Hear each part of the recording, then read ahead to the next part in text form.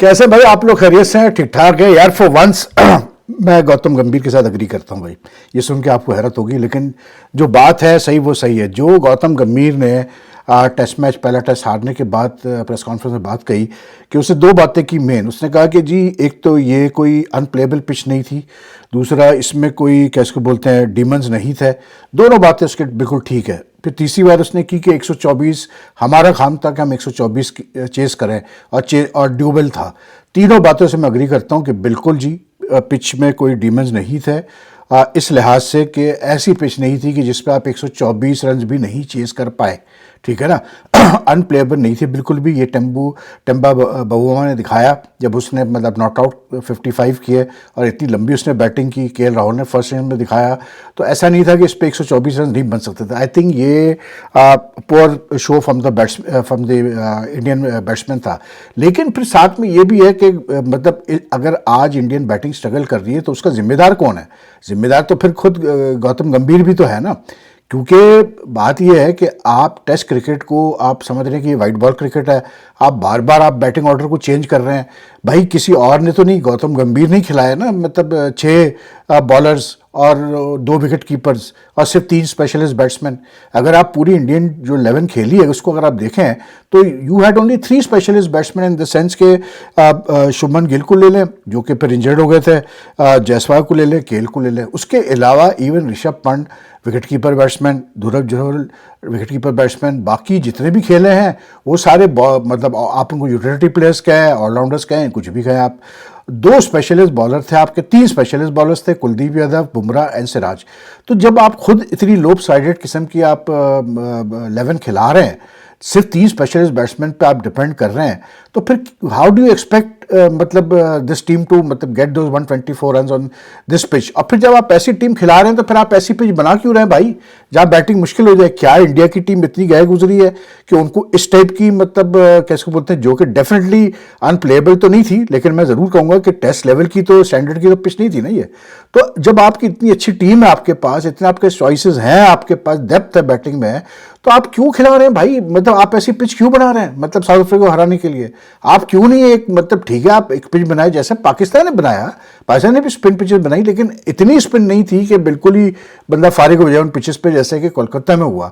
तो I think इसमें गंभीर को खुद मतलब ही is answerable for all the selection rigmaroles that have been going out in the Indian team. आप बिल्कुल गलत तरीके से आप लेके चल रहे हैं टीम को, टेस्ट टीम को। आप सह सर्वदर्शन को बिठा के आप मतलब वाशिंगटन सुंदर से मेकशिफ्ट नंबर 3 आप खिला रहे हैं, रिगार्डलेस ऑफ द फैक्ट कि सुंदर ने अच्छी बैटिंग की 2 इनिंग्स में। लेकिन यार ऐसे नहीं होता टेस्ट क्रिकेट में। स्पेशलिस्ट का काम स्पेशलिस्ट होता है, आप वाइट बॉल क्रिकेट ना समझें इसको।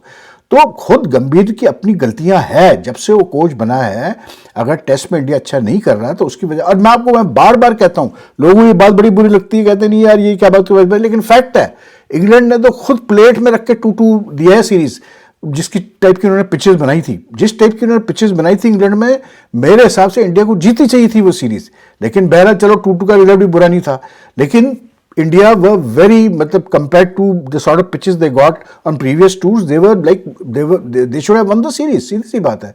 तो गंभीर की अपनी गलतियां यार। आप मतलब इतना कैसे बोलते हैं, आपको कॉन्फिडेंस नहीं अपनी टीम में कि आप 4 बॉलर के साथ आप जाने को तैयार नहीं है, आप जो है प्रॉपर 6 बैट्समैन खिलाने को तैयार नहीं है आप। ठीक है यार, आप मतलब चाहते, आपका कीपर जो है, दोनों आपके कीपर दोनों प्रॉपर बैट्समैन है यार। क्या प्रॉब्लम क्या है आपको? एक ऑलराउंडर खिला लो, कोई मसला नहीं है यार। ठीक है, आपको एडवांटेज जरूर ये है कि जो आपके मेन मतलब 2 एटलीस्ट आपके जो मेन स्पिनर्स हैं, Jadeja and Axar, both of them are like you know very good मतलब बैटर्स एज वेल। लेकिन ये कहाँ लिख के आया कि भाई आप 4 स्पिनर खिलाओ एक टेस्ट मैच में? और मतलब अगर पिच आपको पता भी था कि पिच ऐसे होने वाली है, इस तो उसमें क्या आपके मतलब 3 स्पिनर काफी नहीं थे और 3 लेफ्ट आर्म स्पिनर्स खिला रहे हैं आप यार? मतलब एक टेस्ट मैच में look at the blunders that Gambhir has been making the selection.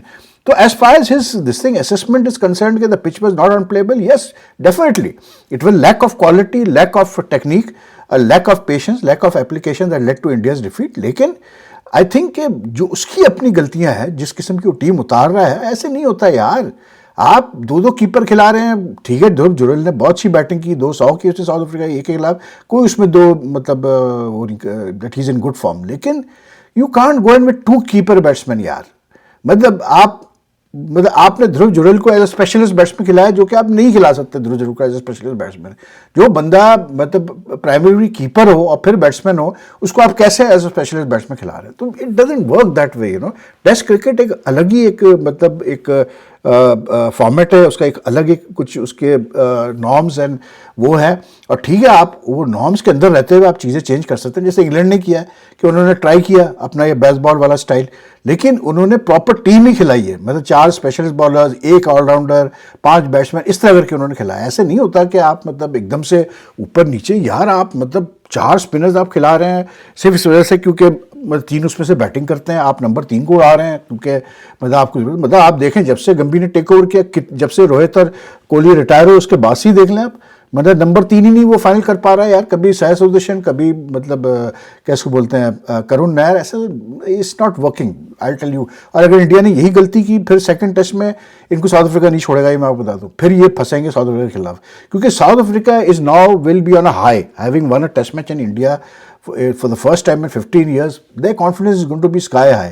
और उनके पास भी बॉलर अच्छे हैं यार, मतलब ऐसा नहीं है उनकी स्पिन अटैक भी, जब पाकिस्तान से भी वो आए थे तो मैंने यही कहा था कि यार इनकी बॉलिंग अटैक अच्छी है, बुरी नहीं है इनकी स्पिनर जो है।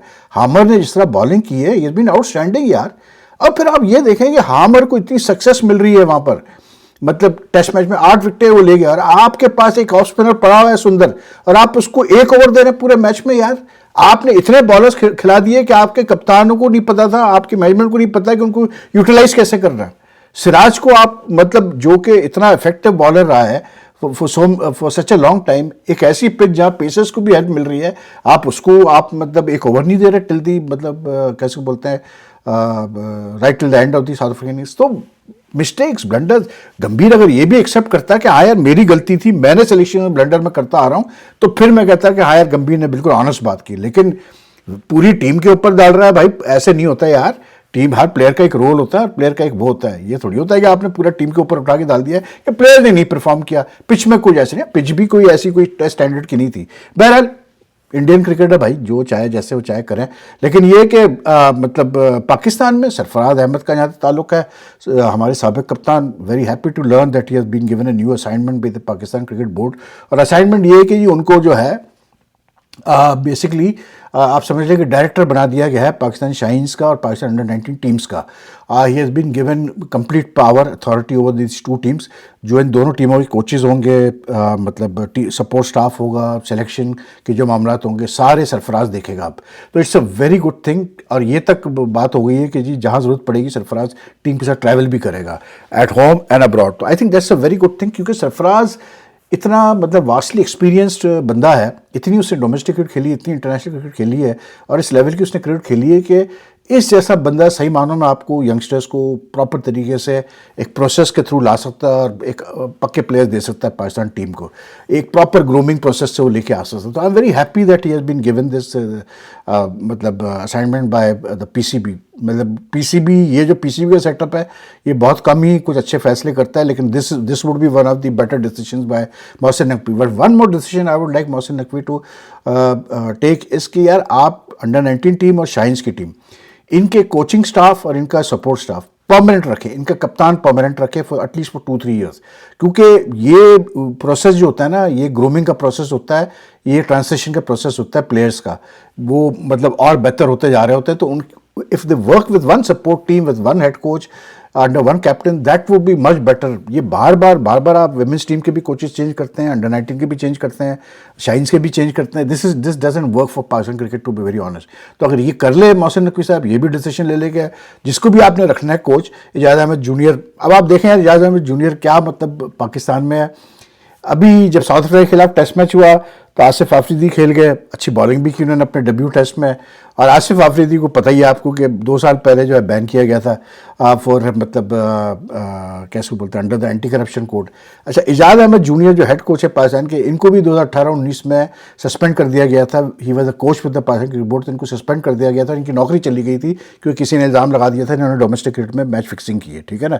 उसके बाद 2020 में भी अंडर 19 के हेड कोच बने, वहाँ पाकिस्तान टीम इतनी बुरी तरह हारी कि इनसे इतनी पूछ गुछ हुई कि वहाँ से भी फारिग हो गए। तो I think Ijaz Ahmed junior बड़ा अच्छा प्लेयर था वैसे, इजाज़ अहमद जूनियर अनफॉर्चुनेटली वो उस एरा में खेला जब पाकिस्तान टीम में बड़े अच्छे अच्छे बैट्समैन थे, but is a very good player batsman. लेकिन ये है कि I think for him it must have been a big day on Sunday when Pakistan Shaheens beat India A, इसलिए क्योंकि इतना कुछ फेस करने के बाद एक बंदे एज अ कोच इतनी बड़ी सक्सेस मिले तो बड़ी चीज़ है। लेकिन let's not allow this success to get to our heads. मैं देख रहा था सोशल मीडिया पे जो होता है आजकल वही चीज़ें चल रही थी, लेकिन यार लेट्स नॉट फॉरगेट रियलिस्टिकली कि मतलब इंडिया के पास जो डेप्थ ऑफ टैलेंट है ना उसका कोई तोड़ नहीं है।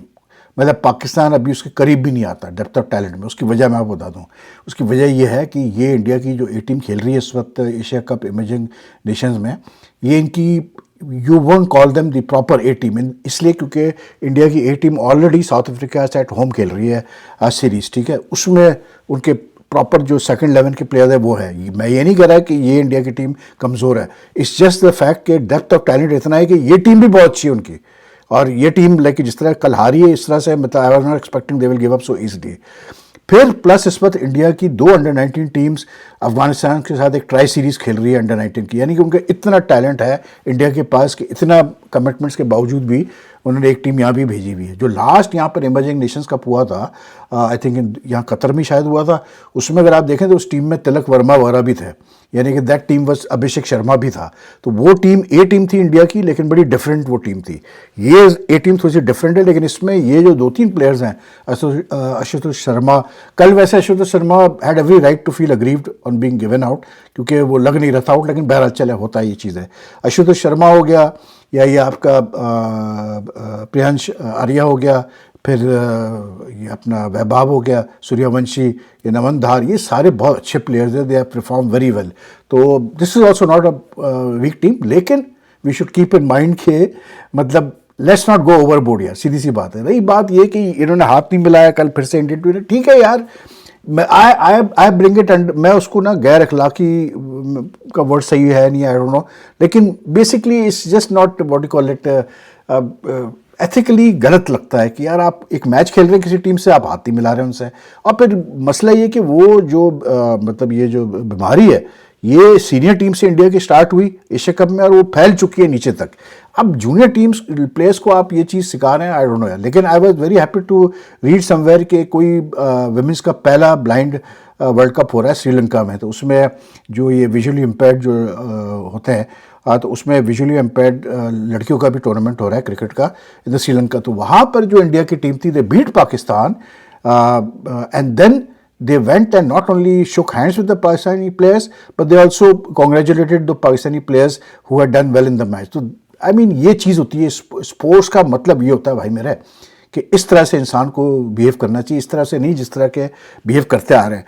लोग बड़े परेशान हैं कि यार एशिया कप ट्रॉफी जो है वो क्या इसको बोलते हैं का मामला क्यों नहीं अब तक हल हुआ, और इंडिया बीसीसीआई क्यों खामोश बैठा हुआ है, बीसीसीआई क्यों नहीं पुश कर रहा है इस चीज़ को। भाई इसलिए नहीं पुश कर रहा है, मैं आपको बताऊँ, इसलिए क्योंकि द रॉन्ग जो गलत चीज़ें थी, जो क्रिकेट नॉर्म्स के खिलाफ थी, आईसीसी के रूल्स के खिलाफ थी, वो शुरू इंडिया ने की ना। मसला ये है कि जब पाकिस्तान से पहला मैच हुआ तो जो सूर्या कुमार यादव ने जाके किया, it was all against the ICC code of conduct. तो शुरुआती जब आप गलत करते हैं, फिर उसके बाद फिर आप ट्रॉफी लेने से मना कर देते हैं मोहसिन नकवी से, तो भाई फिर एंड तो यही होगा। अब वो अजीब सी एक सिचुएशन है कि 28 सितंबर को जीती हुई एक ट्रॉफी है, वो अब तक पड़ी हुई एशियन क्रिकेट काउंसिल के दफ्तर में। ठीक है, इंडियंस की तरफ से यही आता है, मैं सुनता हूँ कि वो हमें कोई फ़र्क नहीं पड़ता ट्रॉफी आप हमें दे या ना दे या जो भी करें, लेकिन ऑब्वियसली बात है अगर आप एक टूर्नामेंट, एक बड़ा टूर्नामेंट जीते तो you want that trophy to be in your cabinet of trophies, you know. तो बहरहाल यार क्या करें, अब ये इंडिया पाकिस्तान को लेकर यही खेलना भी है, मसला ये खेलना भी है, लेकिन साथ में ये मतलब ड्रामेबाजियाँ भी चलनी हैं, ये सारी, ये भी एक अजीब किस्म का हरकतें चलती रहती है। तो ये है यार, बाकी तो ऐसा कोई मतलब मेरे जहन में तो ऐसी कोई चीज़ नहीं है जो कि I find interesting enough to discuss with you all. लेकिन बहरहाल take care, if you like this video like and share as much as you can, and I will see you all soon. अभी एक guest के साथ करता हूँ मैं आज या कल में, तो थोड़ा सा फ्लेवर आ जाएगा। सो टेक केयर, अल्लाह हाफिज़ जी।